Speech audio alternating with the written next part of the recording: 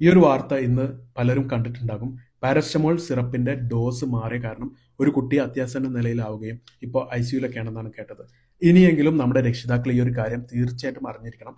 Paracetamol എന്ന് പറയുന്നത് syrup ഫോമിലുണ്ട്, drops ഫോമിലുണ്ട്. ഇത് രണ്ടിന്റെയും ഡോസ് എന്ന് പറയുന്നത് വളരെ വ്യത്യസ്തമാണ്. ഈ വീഡിയോയിൽ ഞാൻ ഇതിനെക്കുറിച്ച് വ്യക്തമായിട്ട് മനസ്സിലാക്കി തരാം. പാരസ്റ്റമോൾ സിറപ്പ് അല്ലെങ്കിൽ കാൽപ്പുളക്ക് വരുന്നത് 5 ml 120 മില്ലിഗ്രാം എന്ന ഡോസിലാണ്. എന്നാൽ ഇതേ സമയത്ത് ഡ്രോപ്സ് വരുന്നത് 1 ml തന്നെ 100 മില്ലിഗ്രാം ഉണ്ട്. അതായത് 5 മില്ലി ഡ്രോപ്സ് നിങ്ങൾ കൊടുക്കുകയാണെങ്കിൽ, മാറിയിട്ട് കൊടുക്കുകയാണെങ്കിൽ 5 മില്ലി ഡ്രോപ്സിൽ 500 മില്ലിഗ്രാം പാരസ്റ്റമോൾ ഉണ്ടാവും. അതായത് നമ്മൾ സാധാരണ കഴിക്കുന്ന ഒരു പാരസ്റ്റമോൾ ടാബ്ലറ്റിന്റെ അത്രയും ഡോസ് വരും. അതുകൊണ്ട് ഡ്രോപ്സും സിറപ്പും ഒരിക്കലും മാറിപ്പോകരുത്. ഇങ്ങനെ വരാതിരിക്കാൻ വേണ്ടിയിട്ട് കുട്ടികളെ ഡോക്ടറെ കാണിക്കുന്ന സമയത്ത് ഡോക്ടറെ അടുത്ത് ചോദിക്കണം, ഡ്രോപ്സ് ആണോ സിറപ്പാണോ എഴുതിയിട്ടുള്ളത് എന്നുള്ളത് ഒന്ന് കൺഫേം ചെയ്യണം.